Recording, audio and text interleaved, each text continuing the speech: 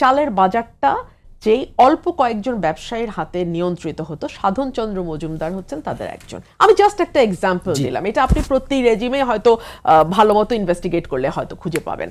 তো এই সাধনচন্দ্র মজুমদারের যে এক্সাম্পলটা আমি দিলাম, এই জায়গাটায় হয় কি কনফ্লিক্ট অফ ইন্টারেস্টটা খুব স্পষ্টভাবে সামনে চলে আসে।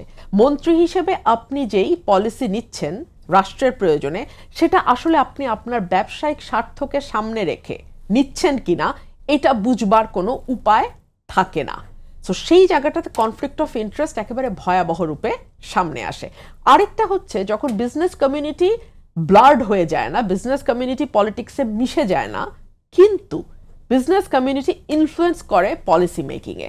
ফর এক্সাম্পল, যার গাড়ির ব্যবসা আছে সে অর্থমন্ত্রীর সঙ্গে যদি ভালো লেনদেন সম্পর্ক ভালো থাকে, গাড়ির ট্যাক্স বাড়বে কি বাড়বে না।